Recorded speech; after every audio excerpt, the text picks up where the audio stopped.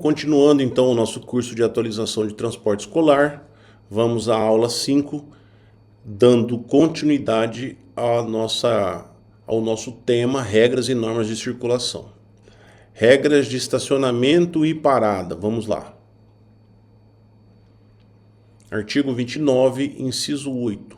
Os veículos prestadores de serviços de utilidade pública, quando em atendimento na via, gozam de livre parada e estacionamento no local da prestação de serviço, desde que devidamente sinalizados, devendo estar identificados na forma estabelecida pelo CONTRAN. Na aula anterior nós falamos dos veículos de emergência, não é? Os veículos da polícia, operação de trânsito, fiscalização de trânsito, ambulâncias, veículos de salvamento, de resgate, combate a incêndio.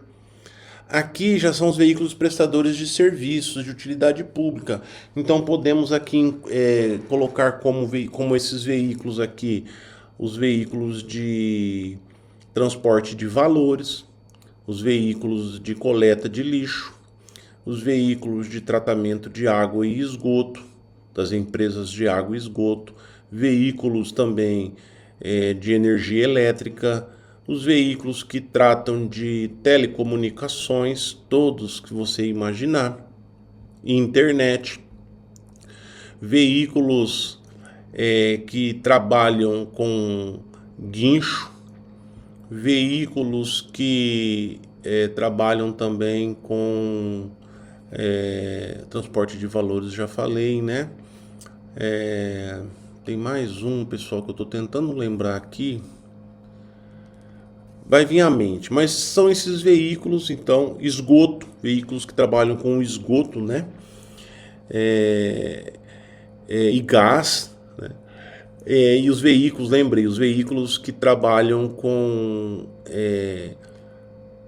pintura, sinalização, sinalização de trânsito, colocação de placas, conserto de semáforos, tá? Então esses veículos, eles gozam de livre parada e estacionamento, não de circulação. Circulação, esses veículos eles são obrigados a cumprirem todas as regras e normas que nós estamos ensinando aqui, inclusive, tá?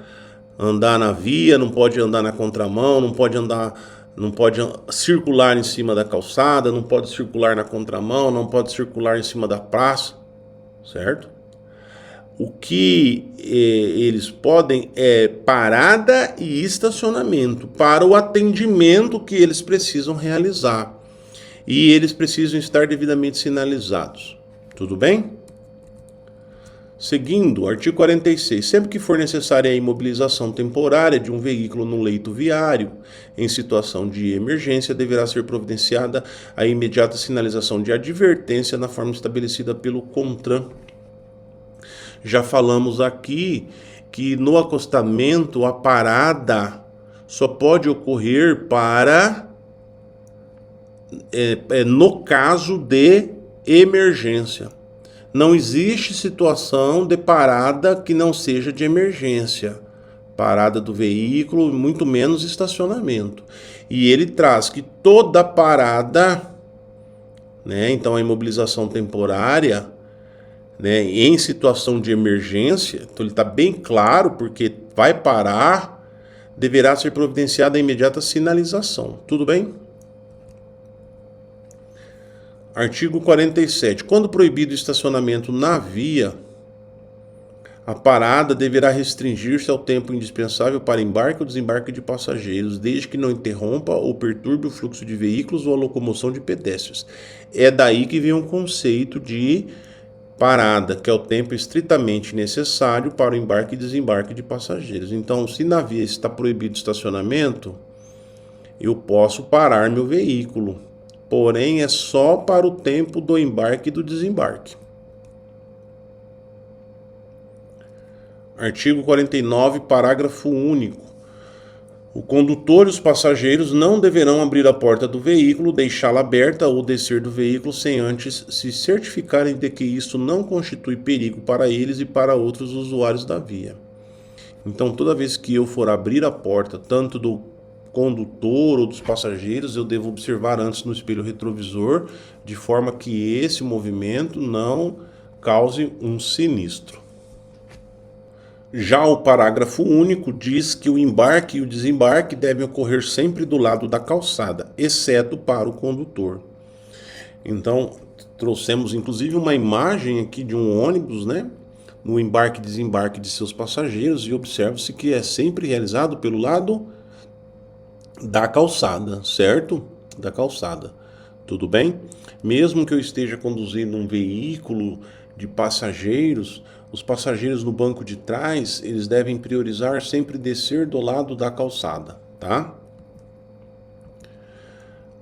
Parágrafo único. A operação de carga ou descarga será regulamentada pelo órgão ou entidade com circunscrição sobre a via e é considerada estacionamento.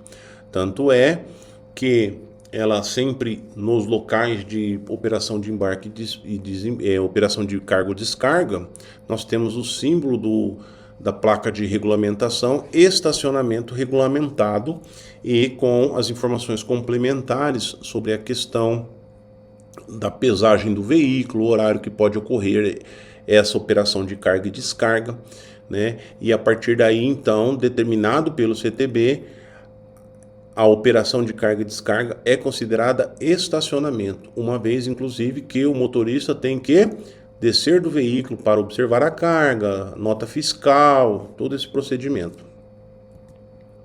Artigo 48. Nas paradas, operações de carga ou descarga e nos estacionamentos, o veículo deverá ser posicionado no sentido do fluxo, paralelo ao bordo da pista de rolamento e junto à guia da calçada. Então vamos observar a imagem. Todos os veículos, eles estão estacionados ou parados no sentido do fluxo. Observe-se que aqui é uma via de mão única. Todos os veículos, eles se deslocam, né, naquela direção. E a partir daí, todos eles estão paralelos à guia, juntos ao meio-fio, certo? Tudo bem? Tá? E no sentido do fluxo. Admitidas exceções devidamente sinalizadas, como por exemplo, em alguns locais é autorizado o estacionamento em 45 graus. Continuando, artigo 48, parágrafo 1º. Nas vias providas de acostamento, os veículos parados, estacionados ou em operação de carga ou descarga deverão estar situados fora da pista de rolamento. Então é mais uma vez aqui, né? Eu trago inclusive aqui, ó, lembrando que é proibido estacionar nos acostamentos, salvo motivo de força maior, conforme previsto no artigo 181, inciso 7. E trago a definição de acostamento: parte da via diferenciada da pista de rolamento destinada à parada ou estacionamento de veículos em caso de emergência. Então, pessoal, no acostamento é proibido parar e estacionar, salvo em caso de emergência. Tá muito claro, certo? Por isso que quando eu for estacionar o meu veículo, né, eu devo pará-lo, né, estacioná-lo situado fora, longe do acostamento, porque aqui eu não posso. Tranquilo? Artigo 48, parágrafo 2º. O estacionamento dos veículos motorizados de duas rodas será feito em posição perpendicular à guia da calçada, meio-fio e junto a ela, salvo quando houver sinalização que determine outra condição. Então nós temos aqui, né, o meio-fio e todos os veículos aqui parados, estacionados, né, certo? Perpendiculares, né? Sempre a melhor posição é com a roda traseira encostada no meio-fio, até para sair, tá? É mais fácil. Artigo 48, parágrafo 3º. O estacionamento dos veículos sem abandono do condutor poderá ser feito somente nos locais previstos neste código ou naqueles regulamentados por sinalização específica. O CTB, ele não determinou os locais previstos, muito menos regulamentou legislação específica em relação ao parágrafo 3º. Esse parágrafo 3º, inclusive, é um parágrafo, muitos teóricos aí que estudam o CTB, assim, dão algumas ideias do que seja esse estacionamento sem abandono, mas nada determinado pelo CONTRAN até hoje. Regras de utilização das luzes do veículo, seguindo. Artigo 40, inciso 1. O uso de luzes em veículo obedecerá às seguintes determinações. A primeira, o condutor manterá acesos os faróis do veículo por meio da utilização da luz baixa. Luz baixa, pessoal. Farol baixo. Quando? À noite. Então, escureceu, né? Farol baixo. E a segunda situação, durante o dia, em túneis, sob chuva, neblina ou cerração. Tomem cuidado, porque essa é uma mudança recente. Não é tão recente assim, mas, né, observe-se ainda em dias de chuva, muitos motoristas não ligando o farol baixo, e é motivo de autuação, tá? Então, choveu, neblina, farol baixo é obrigatório. Professor, e o farol de neblina deixou de existir? Não, ele existe. Você pode usar? Pode usá-lo. Mas ele não é mais, vamos dizer assim, obrigado. O que é obrigado é o farol baixo, tá? Seguindo, nas vias não iluminadas, o condutor deve usar luz alta, exceto ao cruzar com outro veículo ou ao segui-lo. Então, cruzei com outro veículo em rodovias, porque as rodovias que são as vias que não têm iluminação, certo, pessoal? Ou estradas, né? As vias urbanas, em sua maioria, têm iluminação, então não há necessidade de ligar a luz alta, só a luz baixa. Agora, estou numa rodovia, numa estrada que não tem iluminação própria, então eu ligo a luz alta, exceto ao cruzar com outro veículo, quando eu me aproximo por detrás de um outro, porque a luz por detrás também atrapalha ao refletir no retrovisor. A troca de luz baixa e alta de forma intermitente por curto período de tempo, com o objetivo de advertir outros motoristas, só poderá ser utilizada para indicar a intenção de ultrapassar o veículo que segue à frente ou para indicar a existência de risco à segurança para os demais veículos que circulam no sentido contrário. Então, observei ali, estou numa rodovia, né? E aí observei um animal na pista, ou um sinistro, ou um buraco, ou algum outro obstáculo que porventura pode causar um sinistro, né? Então eu já passei por aquela situação e eu estou contrário a veículos que vão passar por aquela situação, então eu dou um joguinho de luz ali, acionando a seta, informando aqueles condutores que à frente deles vai ter essa situação. Tudo bem? Artigo 40, inciso 5. O condutor utilizará o pisca-alerta nas seguintes situações. Então vamos lá. Quando é que eu utilizo o pisca-alerta? Em imobilizações e situações de emergência. Se está autorizado eu parar o veículo e estacionar no acostamento em caso de emergência, então eu devo ligar o pisca-alerta. E eu devo utilizar o triângulo, porque nós já falamos sobre isso. Tá bom? Imobilizei o meu veículo na via, vamos imaginar lá uma via urbana, também já falamos sobre isso. Pisca-alerta e triângulo, né? Porque eu imobilizei numa situação de emergência, certo? Muito bem. Tranquilo? Tá? E é interessante que ele fala aqui, ó, em imobilizações ou situações de emergência. Então eu vou deixar bem claro aqui uma situação de imobilização que não é uma situação de emergência, mas se liga o pisca-pisca, né? O pisca-alerta. Qual é? Quando eu paro o meu veículo numa imobilização temporária para a travessia de um pedestre em uma faixa de travessia de pedestres não sinalizada por semáforo.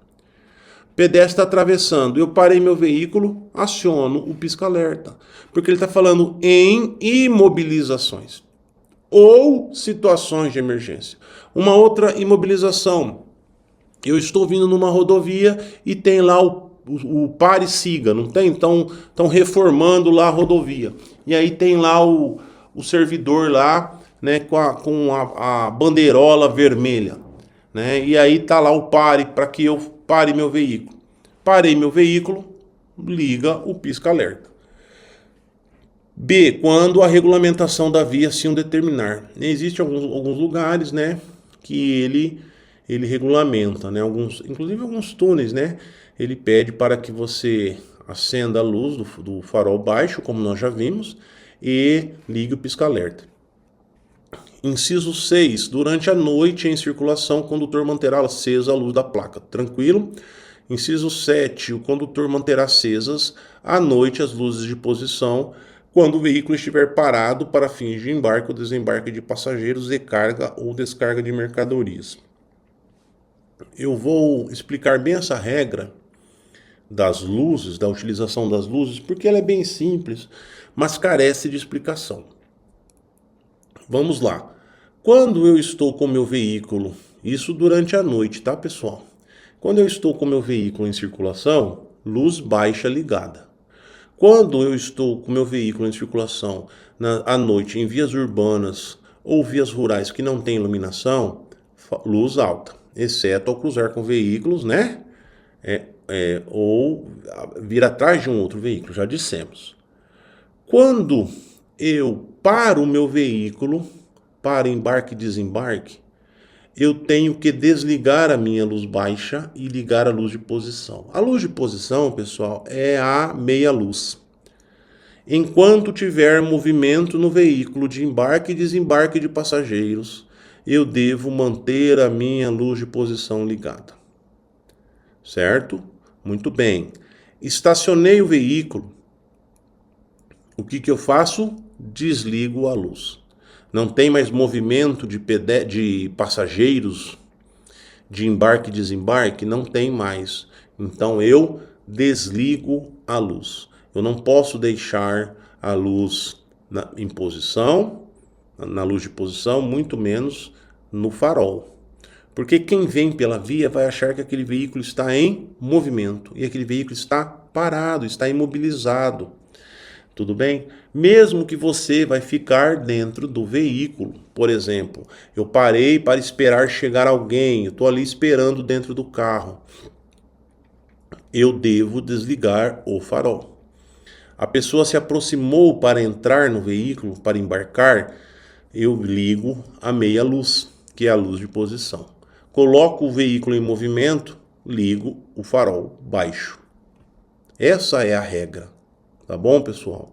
Parágrafo 2º, ou melhor, primeiro, os veículos de transporte coletivo de passageiros, quando circularem em faixas ou pistas a eles destinadas, e as motocicletas, motonetas e ciclomotores deverão utilizar-se de farol de luz baixa durante o dia e a noite. Aqui no caso, nós temos duas situações que às vezes confundem. Motocicletas, pessoal, motonetas e ciclomotores é o tempo todo com o farol ligado, certo? Farol de luz baixa, de manhã e à noite. Já os veículos de transporte de coletivo de passageiros, eles também deverão ligar durante o dia e a noite, porém, ele está muito claro aqui, quando circularem em faixas ou pistas a eles destinadas. Então eu estou numa faixa exclusiva de transporte coletivo de passageiros? Estou. Então aí eu ligo. Ah, eu não estou, eu estou no meio dos veículos lá. Aqui na minha cidade não tem faixa exclusiva. Então eu não sou obrigado a andar com a luz ligada. Tudo bem? É o que está dizendo no parágrafo 1º. Ok? Muito bem. Parágrafo 2º. Os veículos que não dispuserem de luzes de rodagem diurna, que é o DRL, os veículos novos hoje, eles vêm com DRL, né? Que é aquela luz de LED que quando você liga o veículo, não tem nem botão de acionamento. Essa luz já aciona. Certo? Muito bem. Os veículos que não têm essa luz, então são os veículos antigos, né? Deverão manter acesos os faróis nas rodovias de pista simples, situadas fora dos perímetros urbanos, mesmo durante o dia. Então vamos aqui. Essa aqui é uma pista simples? Sim. Como é que você sabe, professor? Porque ela não tem uma separação física entre a mão que vem da mão que vai. A única separação aqui é uma pintura no chão, que é a faixa contínua. Então ela é uma pista simples. Se tivesse aqui uma barreira de concreto, ou um guarda-reio, ou um canteiro central, essa pista seria pista dupla, mas ela não é. Ela é uma pista simples. Muito bem, dito isso, nós estamos de dia, numa pista simples, rodovia, e a partir daí, os veículos que não têm DRL têm que ligar o farol. Tá ok? Tem que ligar o farol. É o que está dizendo aqui na regra do parágrafo 2º. Regras de vias e velocidades. Vamos dar continuidade. Artigo 60. As vias abertas à circulação, de acordo com a sua utilização, classificam-se em 1. Vias urbanas, que se subdividem em vias de trânsito rápido, via arterial, via coletora e via local. E as vias rurais, que se subdividem em rodovias e estradas. Certo? Muito bem.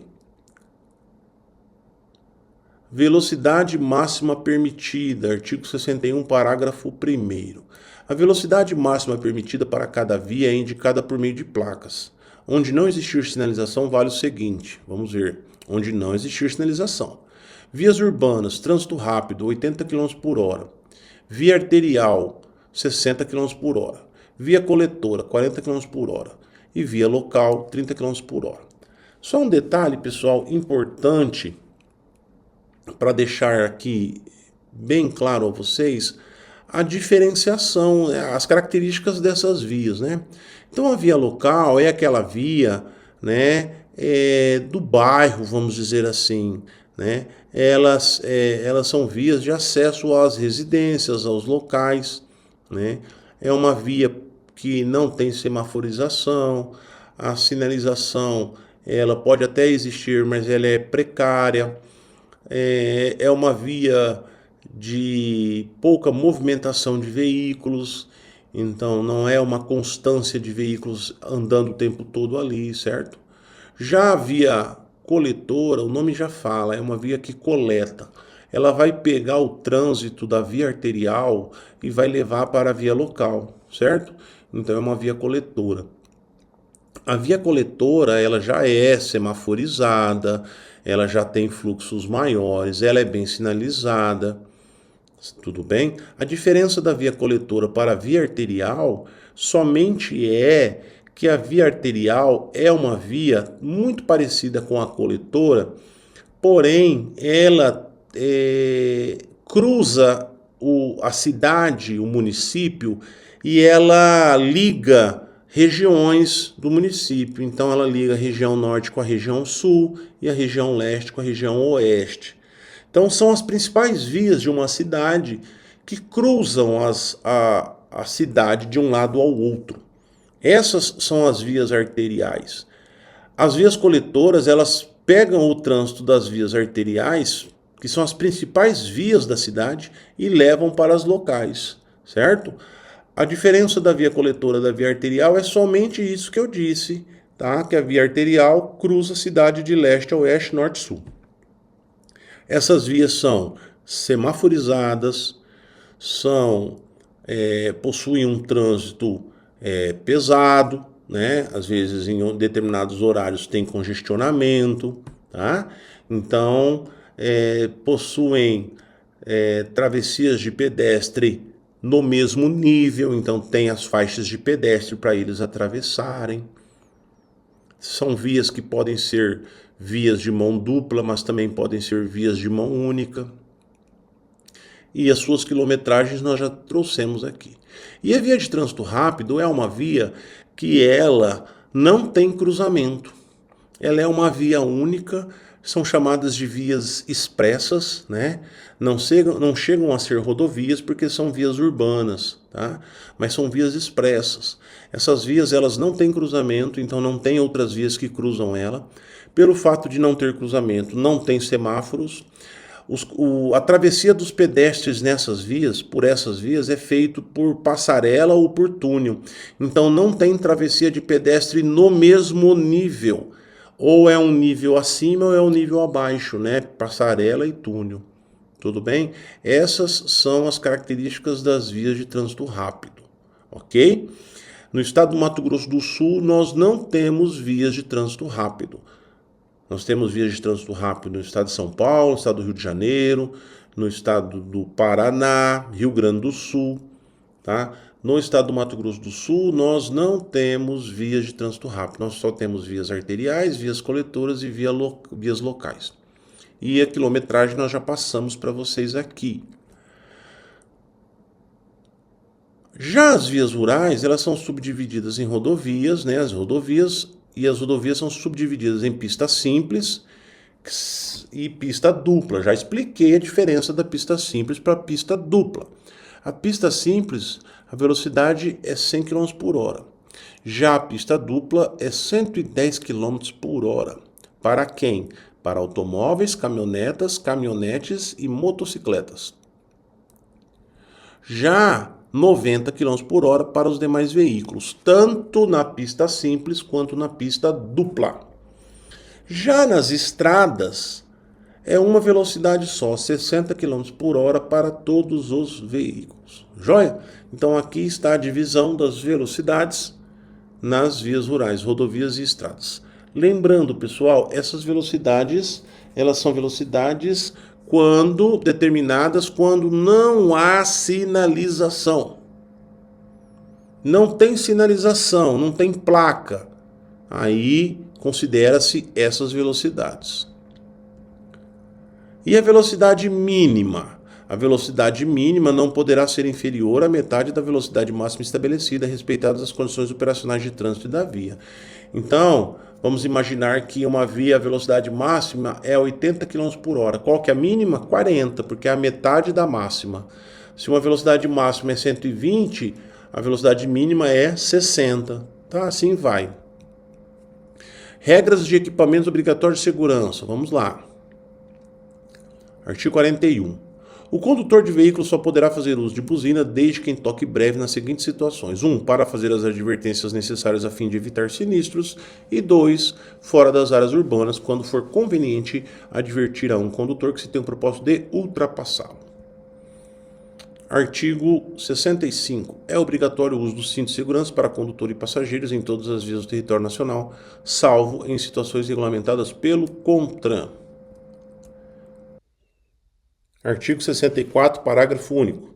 As crianças com idade inferior a 10 anos que não tenham atingido 1,45 metros de altura devem ser transportadas nos bancos traseiros, em dispositivo de retenção adequado para cada idade, peso e altura, salvo exceções relacionadas a tipos específicos de veículos regulamentados pelo CONTRAN.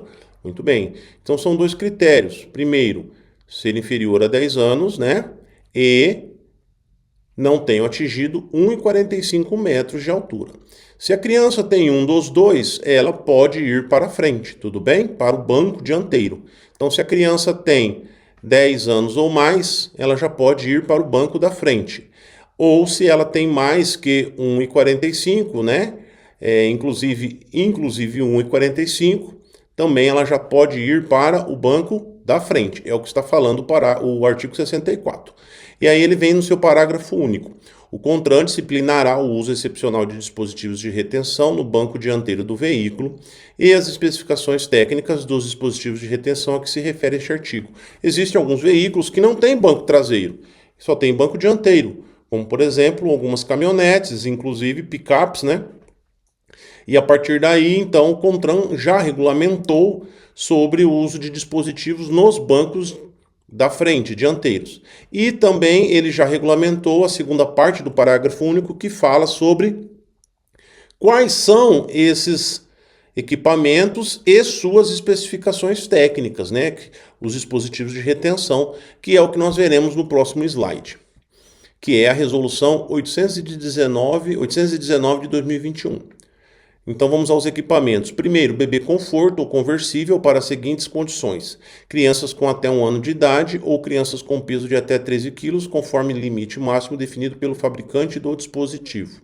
Cadeirinha, crianças com idade superior a 1 ano e inferior ou igual a 4 anos, ou crianças com peso entre 9 a 18 kg, conforme limite máximo definido pelo fabricante do dispositivo. Assento de elevação para as seguintes condições: crianças com idade superior a 4 anos e inferior ou igual a 7 anos e meio, ou crianças com até 1,45 metros de altura e peso entre 15 a 36 kg, conforme limite máximo definido pelo fabricante do dispositivo. E por fim, o cinto de segurança, que a gente traz aqui, né? Apesar dele não ser o equipamento de retenção para criança, né? Mas trazemos aqui o 4, ele está previsto lá na resolução. Cinto de segurança do veículo para as seguintes condições: crianças com idade superior a 7 anos e meio e inferior ou igual a 10 anos, no banco traseiro usando o cinto, ou crianças com altura superior a 1,45 metros de altura, né? Aí já no banco dianteiro, mas também usando o cinto de segurança. E por fim, trazemos aqui em relação à resolução 819, a questão do transporte escolar, porque nós veremos aqui no item 4, pelo parágrafo 2º do artigo 2º, que os veículos escolares são dispensados do equipamento de sistema de retenção. Então, olha lá, as exigências relativas ao sistema de retenção no transporte de crianças com até 7 anos e meio de idade, que é até onde vai o assento de elevação, não se aplicam aos veículos de transporte coletivo de passageiros, aos de aluguel de que trata a linha D do inciso 3 do artigo 96 do CTB, que fala sobre os tipos de veículo, e aí vem veículos de aluguel, aos de transporte remunerado individual de passageiros, por exemplo, táxi e Uber, aos veículos escolares, no caso, os veículos que transportam alunos, né, escolares, que é o objetivo desse curso, né, os condutores desses veículos, e aos demais veículos com peso bruto total superior a 3,5 toneladas. O item 3, ele diz que desde que os veículos de transporte remunerado individual de passageiros, como o Uber e o táxi, estejam durante efetiva prestação de serviço. Aí não será cobrado os equipamentos. Tudo bem? Vamos agora para as regras para motociclistas e ciclistas. Artigo 54.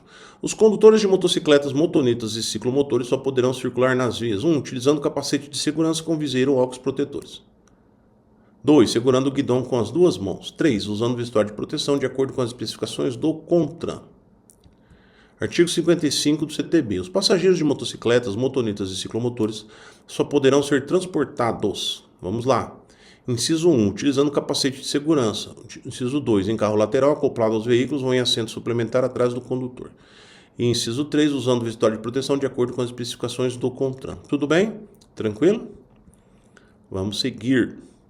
Artigo 56, parágrafo único. Os ciclomotores devem ser conduzidos pela direita da pista de rolamento, preferencialmente no centro da faixa mais à direita ou no bordo direito da pista, sempre que não houver acostamento ou faixa própria lhe destinada. Proibida a sua circulação nas vias de trânsito rápido e sobre as calçadas das vias urbanas. Como nós já dissemos a vocês na primeira aula, né, aqui nós temos uma bicicleta elétrica, tá? E hoje ela é enquadrada também com as mesmas regras do ciclomotor, certo? Muito bem, então aqui esse jovem está andando de maneira correta. Por quê? Porque aqui nós temos uma ciclovia, ou melhor, uma ciclovia.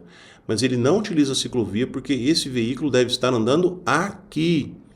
Tudo bem? Tranquilo? A única coisa de errado aqui com esse veículo é que ele não está com registro, porque ainda não foi regulamentada a questão do registro desses veículos, mas ele está até de capacete. E aí ele fala, ó, pela direita da pista, preferencialmente no centro da faixa. Então ele está bonitinho no centro, ó. Não é para andar lá no cantinho da guia, não, é para andar no centro da faixa direita, tá?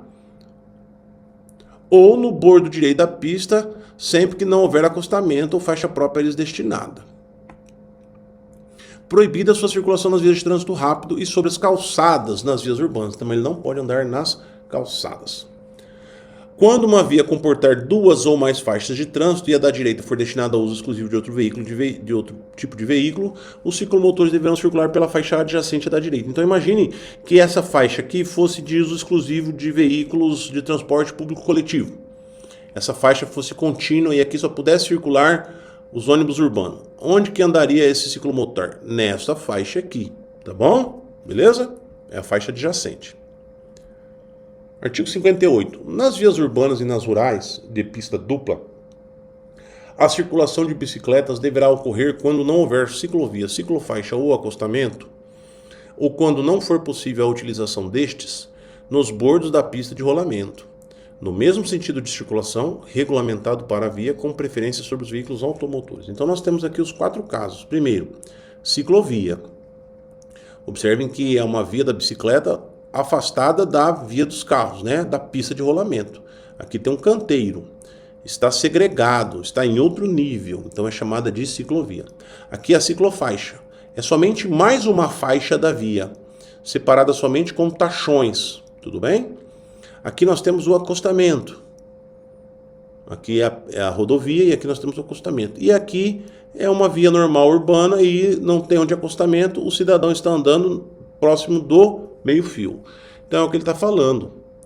Quando não houver ciclovia, ciclofaixa ou acostamento, ou quando não for possível usar esses, né, a circulação vai ocorrer aonde? Nos bordos da pista, no cantinho, no mesmo sentido de circulação. Ele está no mesmo sentido de circulação. Olha o carro preto aqui, está indo para lá, ele também está indo. Tudo bem? Com preferência sobre os veículos automotores, certo? Então, nós, veículos automotores, temos que dar preferência para o ciclista. E, infelizmente, não é isso que ocorre. Joia? Seguindo, a autoridade de trânsito com circunscrição sobre a via poderá autorizar a circulação de bicicletas no sentido contrário ao fluxo dos veículos automotores, desde que dotado o trecho com ciclofaixa. Aqui nós temos uma ciclofaixa? Temos. É uma faixa a mais do que a dos veículos. E ele está aonde? Na contramão, não tá? Então, sentido contrário ao fluxo, não tá? Porque os veículos estão vindo e aqui a bicicleta está indo. Ok. Ele pode. Desde que dotado o trecho com ciclofaixa. Aqui é ciclofaixa? Sim. Então, a autoridade pode fazer isso. Tudo bem? Tranquilo? Seguindo, artigo 59. Desde que autorizado e devidamente sinalizado pelo órgão ou entidade com circunscrição sobre a via, será permitida a circulação de bicicletas nos passeios. Então é o que chamamos de circulação compartilhada de pedestres e ciclistas. Outras regras, vamos lá. O uso de faixas laterais de domínio, são essas áreas aqui lindeiras, né, à rodovia,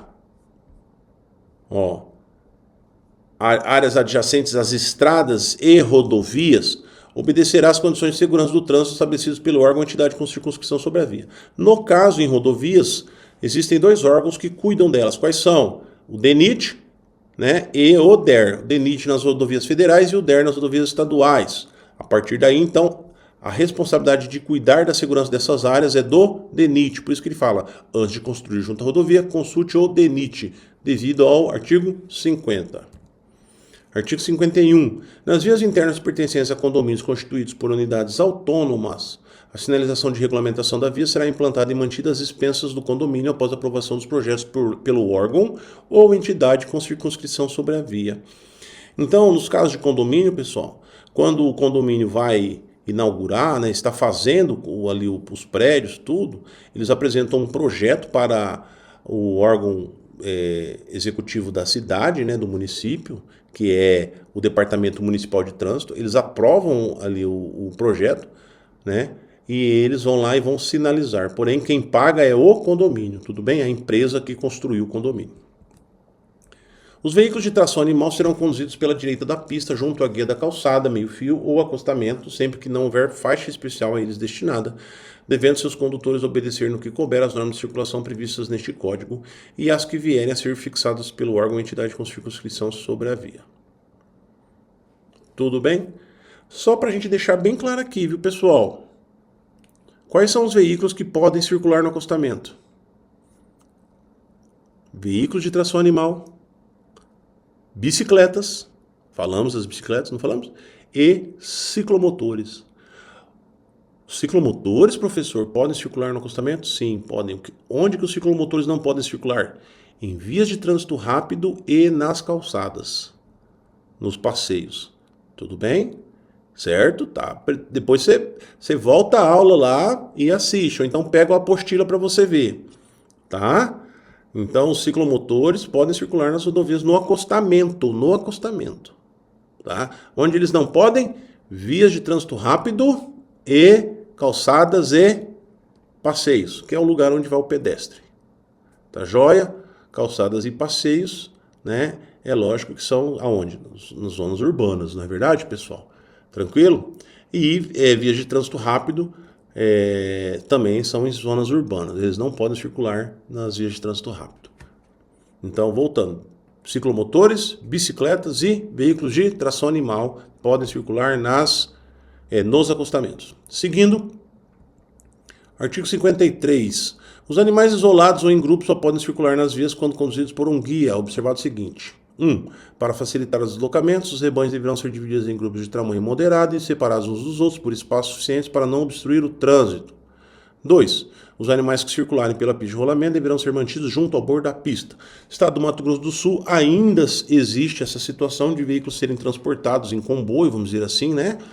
e aí então devem ser separados em pequenos grupos, né? E tomar determinados cuidados aí para que esses não haja desgarrados, né? Regras para pedestres. Vamos aqui, são 2 artigos com as suas respectivas, seus respectivos parágrafos. Artigo 68. É assegurada ao pedestre a utilização dos passeios ou passagens apropriadas das vias urbanas e dos acostamentos das vias rurais para a circulação, podendo a autoridade competente permitir a utilização de parte da calçada para outros fins, desde que não seja prejudicial ao fluxo de pedestres. Que outros fins da parte da calçada? Por exemplo, para a construção de imobiliário, né? Ou a fixação de imobiliário, como por exemplo postes de energia, placas, vegetação, bancos para descanso dos pedestres, banners, placas de educação, lixeira, tá? Bicicletário, tudo bem? Mas a prioridade é o pedestre, tá? Então tem que separar ali uma área que a gente chama de passeio e a partir daí, se sobrou espaço, aí faz então o espaço aí chamado de espaço para construção desse imobiliário aí, tudo bem? Desses objetos aí que vão auxiliar o trânsito. Parágrafo 1º. O ciclista desmontado empurrando a bicicleta equipara-se ao pedestre em direitos e deveres. Então, o ciclista, para atravessar uma faixa de pedestre ou para andar na calçada, no passeio, ele tem que estar desmontado. E o motociclista? Motociclista não, é o ciclista, tá? Motociclista de maneira nenhuma, tudo bem, pessoal? Inclusive, se o motociclista deu um pane na motocicleta dele ali, ele não pode pegar e sair com a bicicleta empurrando na contramão, tudo bem? É considerado infração de trânsito. Vamos lá. Parágrafo 2º. Nas áreas urbanas, quando não houver passeios ou quando não for possível a utilização destes, a circulação de pedestres na pista de rolamento será feita com prioridade sobre os veículos. Então, prioridade novamente. Eu vi o pedestre, eu tenho que dar a prioridade para ele.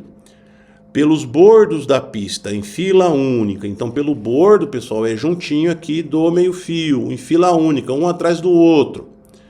Exceto em locais proibidos pela sinalização e nas situações em que a segurança ficar comprometida, como por exemplo um lugar de grande fluxo de veículos que não tem nem espaço para esses pedestres andarem, ou um local que for proibido, né? Existem algumas pontes e viadutos e túneis que são proibidos a passagem do pedestre ali a pé, certo? Então ele não pode. Artigo 68, parágrafo 3º. Nas vias rurais, quando não houver acostamento ou quando não for possível a utilização dele, então não pode andar no acostamento, está proibido. A circulação de pedestres na pista de rolamento será feita com prioridade sobre os veículos, pelo bordo da pista em fila única em sentido contrário aos deslocamentos de veículos, exceto em locais proibidos pela sinalização e nas situações em que a segurança ficar comprometida. Aqui, essa turma ela está andando no acostamento, mas eu trouxe a ideia aqui só para que a gente veja que eles estão andando no sentido contrário, porque essa pista ela vai e eles estão em sentido contrário. Então é o correto, é andar no sentido contrário. Tudo bem? Tranquilo? Parágrafo 5º. Nos trechos urbanos de vias rurais e nas obras de arte a serem construídas. Obras de arte, pessoal, é toda a construção, construção viária, tá? Um túnel, um viaduto, uma ponte, certo? Vamos lá. Deverá ser previsto passeio destinado à circulação dos pedestres que não deverão, nessas condições, usar o acostamento. Então, aqui nós temos uma ideia de uma passarela, certo? A gente não pode forçar o pedestre a travessia numa rodovia dessas aqui. Onde houver obstrução da calçada ou da passagem para pedestres, o órgão ou entidade com circunscrição sobre a via deverá assegurar a devida sinalização e proteção para a circulação de pedestres. Neste caso aqui, pessoal, então a gente observa que a calçada está sendo construída. A partir daí colocou-se tambores aqui, ó, e os pedestres estão passando por aqui devidamente sinalizados com segurança para que não haja aqui uma situação de perigo ao pedestre, uma vez que ele perdeu o acesso da calçada. Artigo 69. Para cruzar a pista de rolamento, o pedestre tomará precauções de segurança, levando em conta principalmente a visibilidade, a distância e a velocidade dos veículos, utilizando sempre as faixas ou passagens a ele destinadas, sempre que essas existirem numa distância de até 50 metros dele, observadas as seguintes disposições. Então vamos ver aqui como é que funciona essa travessia do pedestre. Onde não houver passagem ou faixa de pedestre, o cruzamento da via deverá ser feito em sentido perpendicular ao do seu eixo. Então, observem aqui, ó, que o eixo da via é aqui, né? Então, ela vai para cá. Então, eu vou perpendicular, eu corto a via em linha reta, tudo bem? A gente costuma dizer que é no prolongamento da calçada. Então, a calçada veio de lá, não veio? Ó. Então, eu chego aqui e já dou a continuidade. Para atravessar uma passagem sinalizada para pedestres ou delimitada por marcas sobre a pista, no caso, a faixa de pedestre, como funciona? Onde houver foco de pedestre, obedecer às indicações das luzes. Então aqui nós temos um foco de pedestre, né? E aí os pedestres estão obedecendo ao foco verde. Onde não houver o foco de pedestre, aguardar que o semáforo ou o agente de trânsito interrompa o fluxo de veículos. Que semáforo? O semáforo do veículo. Ficou vermelho do veículo, liberou para mim, aí eu vou. Ou então esperar que o agente de fiscalização pare o veículo para que o pedestre atravesse. Artigo 69, inciso 3. Nas interseções e suas proximidades, onde não existam faixas de travessia, os pedestres devem atravessar a via na continuação da calçada, observando as seguintes normas. É o que eu disse, né? Então, primeiro, interseções, cruzamentos, né? Então eu vou atravessar, não tem faixa. Eu vou atravessar na continuação da calçada. Tudo bem? Então, quais são as normas? Primeiro, não deverão adentrar na pista sem antes se certificar de que podem fazê-lo sem obstruir o trânsito de veículos. Então, eu não posso adentrar a pista e ficar ali, né, brincando, desatento, de forma que eu tenha que parar um veículo, porque é lógico que o veículo vai parar, porque eu sou prioridade. É a minha segurança. Mas eu não posso ficar dando brecha, não é verdade, pessoal? Fazendo o errado, não é? Para causar, inclusive, uma má conduta do condutor. B. Uma vez iniciada a travessia de uma pista, os pedestres não deverão aumentar o seu percurso, demorar-se ou parar sobre ela sem necessidade. Nós temos observado muito pedestres atravessando a via olhando no celular. Pessoal, o local da travessia é algo perigoso e deve ser feito rápido. Não há tempo de brincadeira, não há tempo de desatenção. Eu não posso atravessar uma via olhando celular, com fone de ouvido. Tome cuidado. Artigo 70. Os pedestres que estiverem atravessando a via sobre as faixas delimitadas para este fim terão prioridade de passagem, exceto nos locais com sinalização semafórica, onde deverão ser respeitadas as disposições deste código. Então, quando tiver semáforo, respeita o semáforo. Quando não tem semáforo, é só a faixa, aí o pedestre tem a prioridade. Porém, ele tem que ser visto.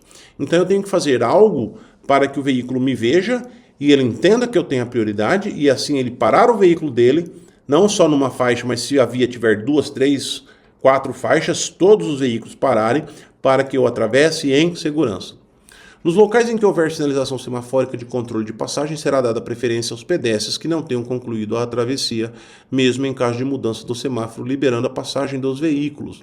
Se eu comecei a travessia e mudou o semáforo lá, ficou verde para os carros, certo? Se os veículos avançarem em cima de mim, esses veículos vão estar causando a infração de ameaçar pedestre, infração que causa suspensão de dirigir. Então eu devo esperar o pedestre atravessar e terminar a sua travessia para depois eu colocar meu veículo em movimento. Joia? Mas também o pedestre não pode, viu que abriu, eu não posso ficar lá brincando, eu vou e atravesso logo essa via aí, tá? 71. O órgão ou entidade com circunscrição sobre a via manterá obrigatoriamente as faixas e passagens de pedestres em boas condições de visibilidade, higiene, segurança e sinalização. Como eu disse na aula de sinalização, a sinalização horizontal ela é primordial e ela dá uma ideia de organização viária. Então é importante que o órgão público sempre esteja sinalizando com qualidade, pintando as faixas de pedestre para que elas sejam visíveis à distância. Tudo bem, pessoal? A gente finaliza então a nossa aula 5, tudo bem? E se não me falha a memória, nós terminamos o nosso módulo de... não terminamos não. Nós terminaremos com agora a nossa próxima aula, que é a legislação específica para veículo de transporte escolar, que é a aula 6. Aí sim finalizaremos o nosso módulo de legislação. Então falta ainda uma última aula, que é a aula de legislação específica. Falaremos aí sobre a legislação do transporte escolar. Pessoal, um grande abraço, obrigado por vocês estarem até aqui com a gente.